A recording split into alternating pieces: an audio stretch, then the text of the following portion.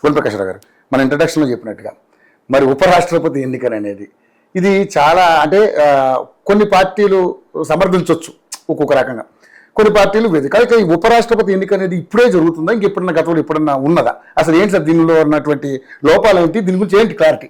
77 కంటే ముందు 1977 జనతా ప్రభుత్వం వచ్చిన తర్వాత ఆల్మోస్ట్ ఆల్ యునానిమస్ కాంటెస్ట్ జరుగుతుంది. నీలం సంజీవ్ రెడ్డి గారు స్పీకర్గా ఉండి అంతకుముందు 69లో ఓడిపోయారు అనుకోండి కాంగ్రెస్ అభ్యర్థిగా. ఇందిరాగాంధీ అంతరాత్మ ప్రబోధం మీద ఓడగొట్టింది.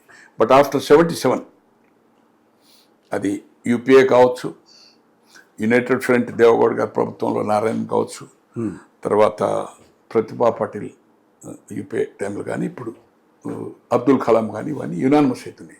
బట్ బిఫోర్ 77 ఎమర్జెన్సీ 69 కంటే ముందు కాంటెస్ట్ నెంబర్ ఆఫ్ టైమ్స్ జరిగినాయి. ఉపరాష్ట్రపతి, రాష్ట్రపతి, జైల్ సింగ్ కానీ, ఫక్రుద్దీన్ అలీ అహ్మద్, జాకీర్ హుస్సేన్ కాంటెస్ట్ జరిగినట్టు నాకు కొంత చదివినట్టు గుర్తు. That is 67 onwards. తో గతంలో రాష్ట్రపతి ఎన్నికకు సీరియస్ కాంటెస్ట్ 1969 ఆగస్ట్ 69 ఇందిరాగాంధీ గారు ప్రధాని, నిజలింగప్ప గారు ఏఐసిసి ప్రెసిడెంట్.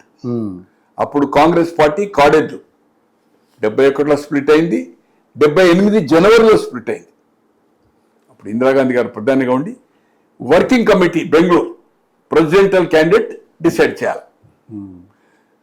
దాంట్లో వర్కింగ్ కమిటీలో నీలం సంజీవ్ రెడ్డి గారిని ఒక గ్రూప్ ప్రపోజ్ చేసింది, సంజీవ్ రెడ్డి గారి పేరు.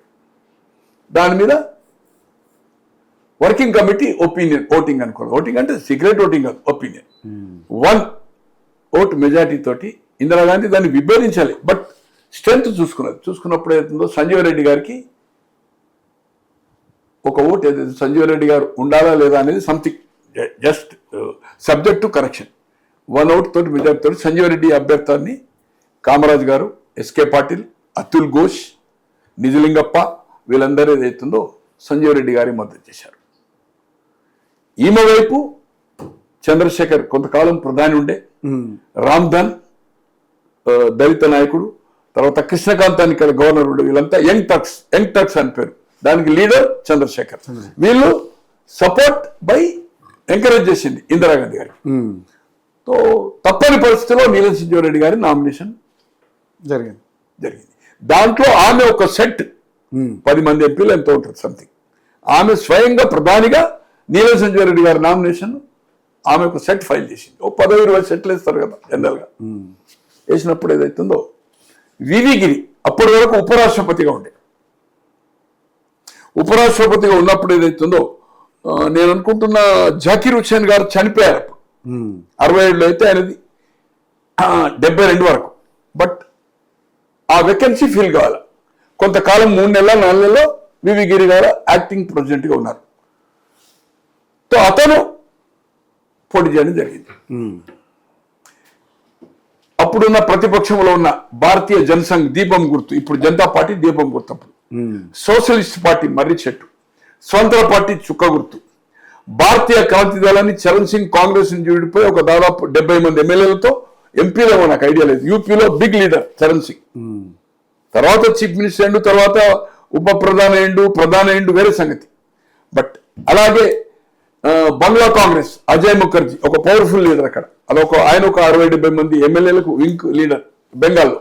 వీళ్ళందరూ కలిసి వివి గిరిని ఏదైతుందో ప్రపోజ్ చేశారు.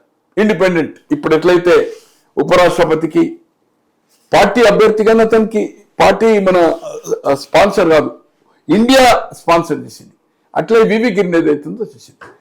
సిడి దేశ్ముఖ్ నేను అనుకుంటే అప్పుడు లెఫ్ట్, సిపిఐ సిపిఎం కొంత లెఫ్ట్ పార్టీస్ ఏదైతుందో ట్రై ఫైట్ అయినప్పుడు ఇందిరాగాంధీ గారు అనుకున్నారు, నాకు రాష్ట్రపతి అనుకూలంగా లేకపోతే ఏదైనా నిర్ణయాలు రిఫార్మ్ చేయాలనుకున్నప్పుడు బ్యాంక్స్ నేషనలైజ్ చేసింది, తర్వాత రాజాభరణం రద్దు చేసింది, నెంబర్ ఆఫ్ ఇష్యూస్ డిసిషన్ తీసుకున్నది.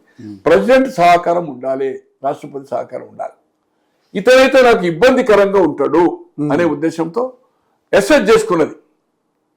Just 3 days or 4 days before VV గిరికి ఏదైతుందో ఓటేయడానికి కోసం అంతరాత్మ ప్రబోధం మీద ఓటేయమని పిలిపించింది. అంతరాత్మ ప్రబోధం మీద ఒకటి. అయితే ప్రైమ్ మినిస్టర్ సంజీవ్ రెడ్డి గారు, నీరజ్ సంజీవ్ రెడ్డి గారు నామినేషన్ ఫైల్ చేసింది, ఆమె ఒక సెట్ బేరో చేసుకున్నది. మనము నెట్టేది ఉంటే వివి గిరి అయిపోతారు, సంజీవ్ రెడ్డి గారు ఓడిపోతారు. అంతరాత్మ, ఆత్మ ప్రబోధం అన్నారు, అంతరాత్మ అన్నారు, కొంత ఆత్మ ప్రబోధం అంటారు. నేనైతే నాకు తెలిసినంత అంతరాత్మ ప్రబోధం మీద ఓటేయమని అడిగింది స్వయంగా ఆమె.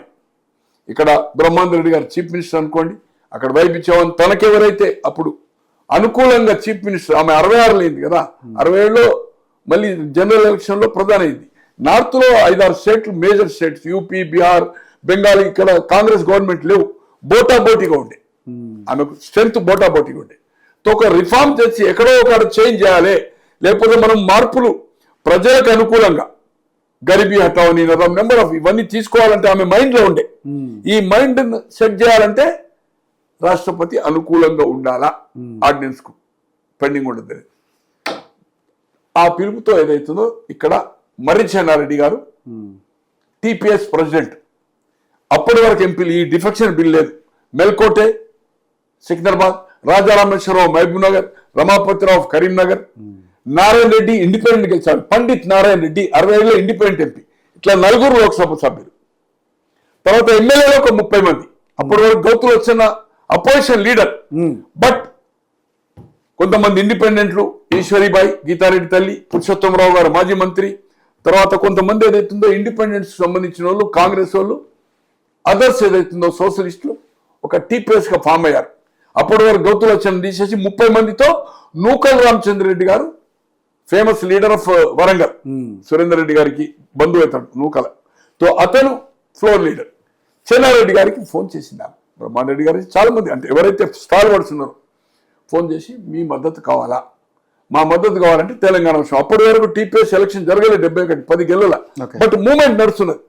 69 మార్చిలో ఆయన ఎలక్ట్ అయ్యాడు, జనవరిలో సేఫ్ గార్డ్స్, మార్చిలో టీపీఎస్ తెలంగాణ ప్రజా సమితి అధ్యక్షుడయ్యాడు, March 8 రెడ్డి హాస్టల్ మీటింగ్ లో.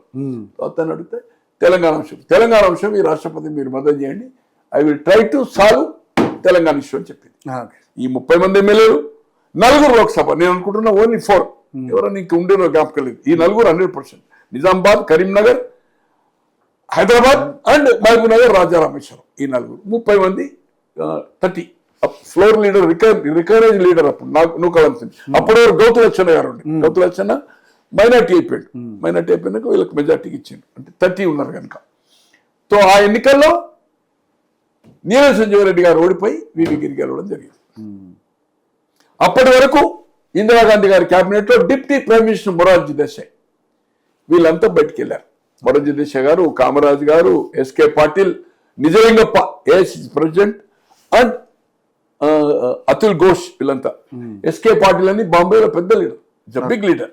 వీళ్ళందరూ వెళ్ళి ఆ ఎన్నిక సీరియస్. ఇక దాని తర్వాత నాకు గుర్తులేదు, వైస్ ప్రెసిడెంట్ అయింది. ఆ ఎన్నికల్లో అఫీషియల్ క్యాండిడేట్ ఓడిపోయి వివి గిరి గారు గెలిచింది.